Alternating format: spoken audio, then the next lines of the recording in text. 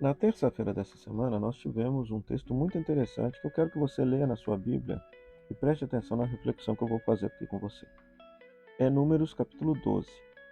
Abra sua Bíblia e leia Números capítulo 12 inteirinho. A cena talvez não seja muito conhecida das pessoas, mas o que acontece?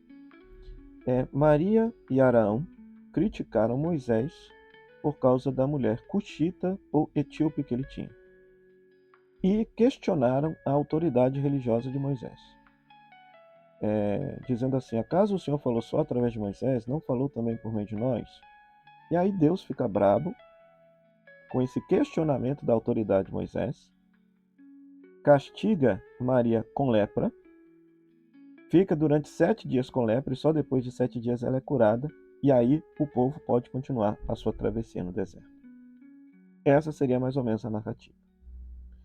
Então, veja bem, nós nunca podemos ler o texto bíblico de uma forma ingênua, achando que o texto bíblico caiu do céu, como muita gente por aí faz.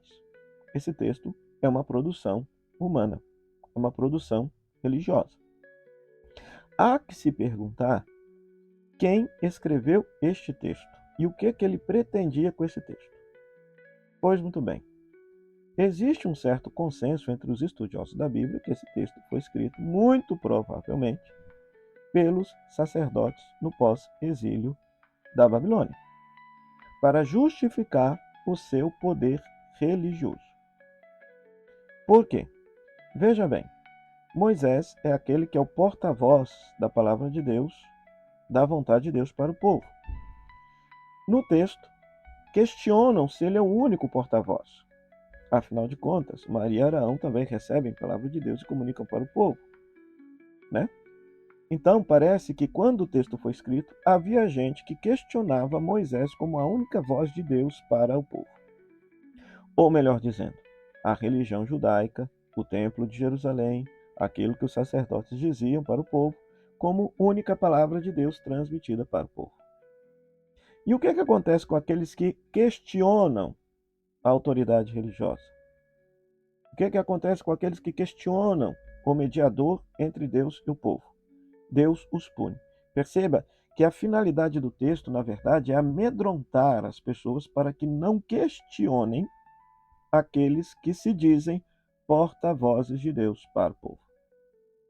Veja, é muito comum a gente escutar na experiência religiosa, nas comunidades, tanto católicas quanto evangélicas, a seguinte fala, assim, ó, não se pode falar mal do padre, não se pode falar mal do pastor, né? Não toca no ungido do Senhor, porque senão vai acontecer uma desgraça.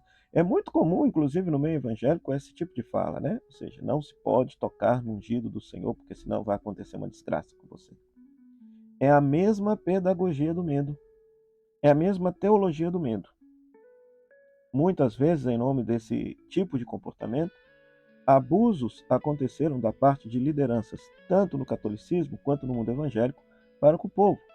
Abusos de ordem econômica, de ordem moral, de ordem sexual, né? Então, tomem muito cuidado com esse tipo de leitura.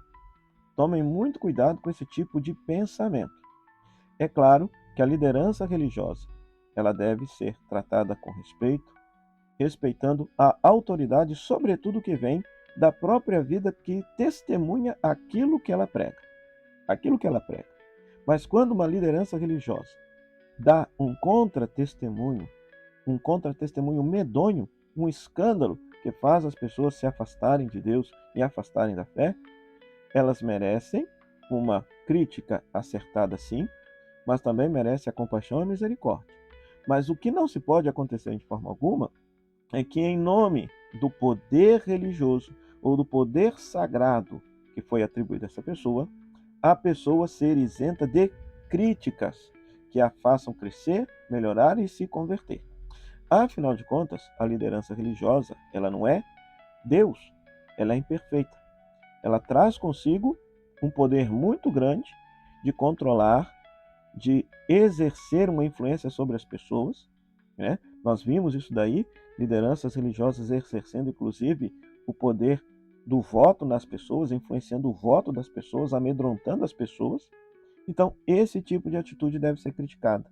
Deve ser criticada. Por quê? Vamos dar o pulo para o Novo Testamento. Jesus é a própria palavra de Deus que se fez carne e habitou entre nós.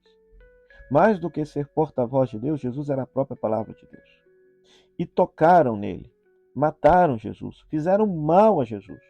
E eu pergunto, o que Deus fez em resposta a isso? Por acaso Deus puniu aqueles que mataram a Jesus? Deus, por acaso, massacrou aqueles que trucidaram, que humilharam a própria palavra de Deus que se fez carne? Não. Deus, do mal que fizeram ao seu Filho, salvou toda a humanidade. Do sangue derramado da cruz, veio o perdão dos nossos pecados. Da ressurreição de Cristo, veio a nossa vida eterna. Então, para mostrar para você que esse discurso de que não se pode fazer mal ao ungido do Senhor é um discurso mequetrefe, não tem fundamento teológico. É claro, ninguém está aqui incentivando a maldade, a liderança ou a crítica à liderança religiosa.